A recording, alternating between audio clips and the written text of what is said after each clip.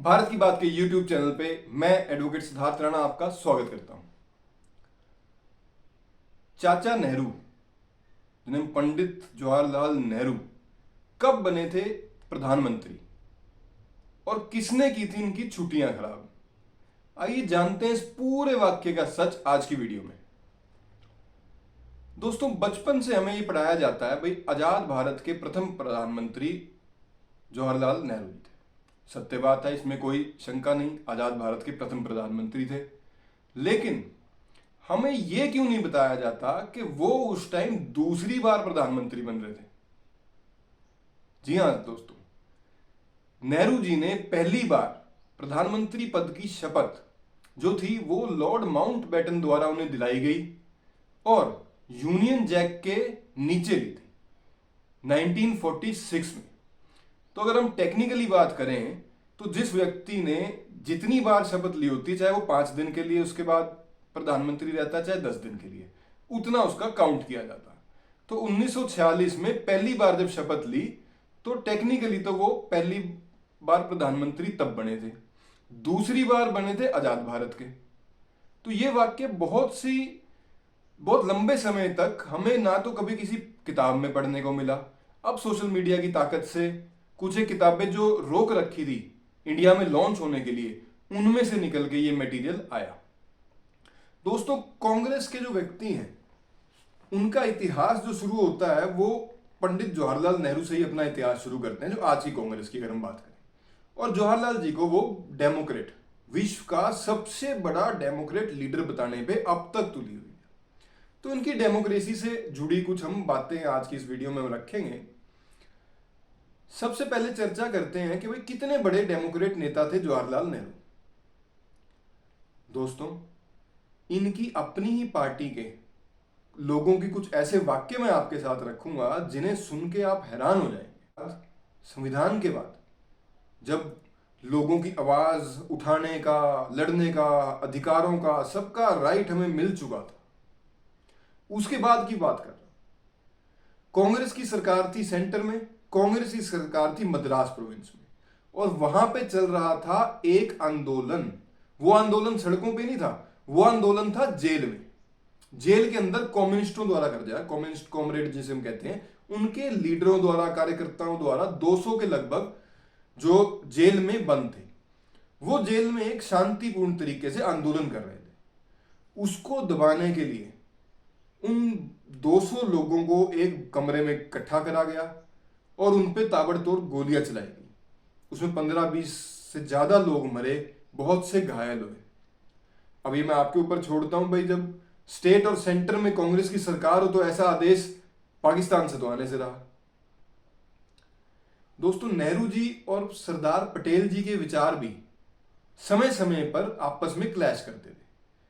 पटेल जी बड़े क्लियर थे पाकिस्तान की पॉलिसी को लेकर, वो बड़ा सख्त रूल एक अपनाते थे पाकिस्तान को लेकर, और वहीं नेहरू जी जो थे वो पाकिस्तान को लेकर सॉफ्ट थे।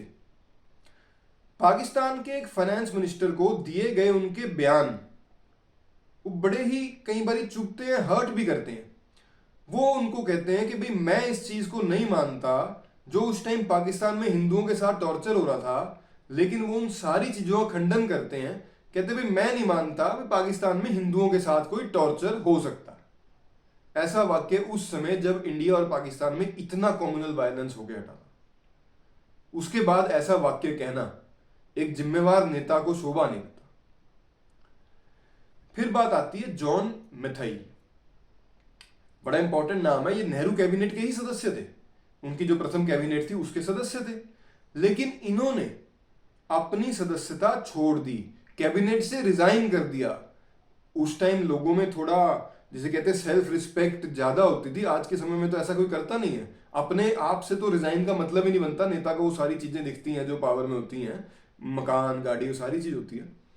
उस टाइम उन्होंने कैबिनेट से रेजिग्नेशन दे दिया, नेहरू कैबिनेट से। और उन्होंने क्या कह के रेजिग्नेशन दिया, ये सुनने वाला। उन्होंने कहा it is difficult to work with undemocratic Nehru, ये उनके शब्द हैं। और रिजाइन भेज दिया उन्होंने नेहरू जी के पास। अब नेहरू जी उस समय थे कहां, ये भी अपने आप में एक किस्सा है। नेहरू जी उस टाइम आईएनएस के ऊपर थे। अब आईएनएस क्या होता है मेरे को बताने की तो जरूरत है नहीं, ना वो प्रधानमंत्री की प्रॉपर्टी होती है, वो देश की प्रॉपर्टी, और वो छुट्टियां मनाने के लिए तो बिल्कुल नहीं होता। तो नेहरू जी उस टाइम आईएनएस पे छुट्टियां मना रहे थे। नेहरू जी उस रेजिग्नेशन को लेते हैं, एक्सेप्ट करते हैं, और वाक्य क्या बोलते हैं कि शांत समुंदर में मेरी छुट्टियां खराब करने की साजिश है ये। दोस्तों, ये मैं प्रधानमंत्री ऑफिस की और प्रधानमंत्री कैबिनेट की बात कर रहा हूं। एक छोटे से दफ्तर में कोई क्लर्क भी अपना रिजाइन दे देता है ना हेड क्लर्क को, तो हेड क्लर्क को टेंशन हो जाती है कि यार मेरे से ऐसी क्या गलती होगी, क्या ऐसा कारण हुआ, भाई इससे जानूं, इसको पूछूं, बिठाऊं, इस बात का मसला हल करूं। लेकिन उस टाइम जो मोस्ट डेमोक्रेटिक जिनको कहा गया, उनकी क्या शब्दवली थी कि भाई मेरी शांत समुंदर में छुट्टियां खराब करने की साजिश की गई और ये रिजाइन भेजा गया ताकि मैं डिस्टर्ब हो जाऊं। ऐसे ऐसे वाक्य नेहरू जी के बारे में जब हम पढ़ते हैं तो बड़ा अचंभा होता है।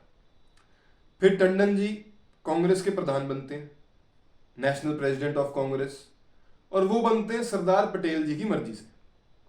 दोस्तों, सरदार पटेल जी एक ऐसे मात्र व्यक्ति थे जिनसे नेहरू जी, जिसे आप डर कह लीजिए, इज्जत कह लीजिए, या उनसे कोई मतभेद या आर्गुमेंट पब्लिकली तो वो होने नहीं देते थे, और उनकी बात को फाइनल वर्डिंग मान के मानना भी जाता था। तो सरदार पटेल जी के सपोर्ट से टंडन जी प्रेसिडेंट बन जाते हैं। अब बन गए, नेहरू जी कुछ नहीं कर पाए, लेकिन नेहरू जी के हाथ में क्या था, नेहरू जी ने उनकी बैठकों में जाना बंद कर दिया। जो भी कोई कांग्रेस की बैठक होती थी, being the member of Congress या सीडब्ल्यूसी के जो भी इनका सिस्टम रहता है, प्राइम मिनिस्टर तो देश के थे ही, इन्होंने उस बैठकों में जाना बंद कर दिया।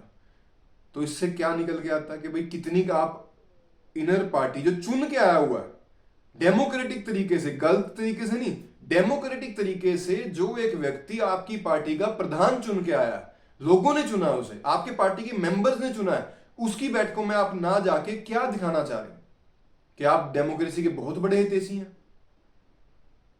तो ऐसा व्यक्तित्व, ऐसे व्यक्ति को देश का प्रधानमंत्री नियुक्त किया गया। और दोस्तों, किसके ऊपर जाके किया गया? सरदार पटेल जी के ऊपर जाके। किसने किया?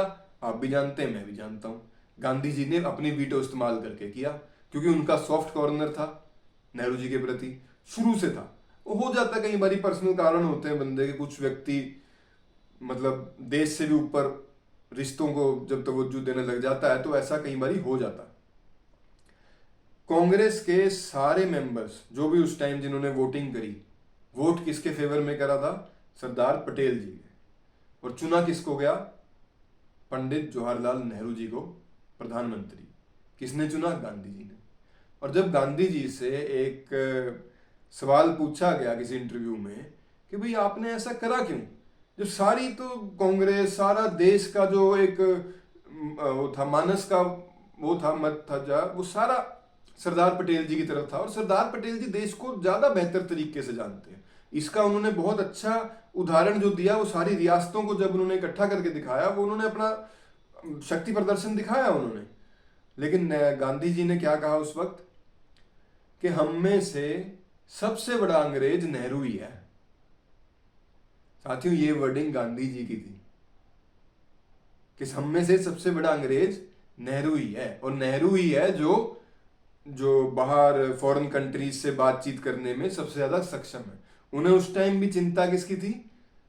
फॉरेन रिलेशंस की, जबकि देश ऐसे मोड पे था जबकि देश को अपना ग्रो करने के लिए एक स्ट्रॉन्ग लीडरशिप चाहिए थी, सरदार पटेल जैसी। तो साथियों, आज के वीडियो में इतना ही। अब ये मैं आपके ऊपर छोड़ता हूं भाई, ये सही था, गलत था, अलग अलग विचार हैं, अलग अलग लोगों की मत है इसके बारे में, लेकिन जो बातें मैंने कही मैंने खुल के आपके सामने रखी हैं। आपका बहुत बहुत धन्यवाद।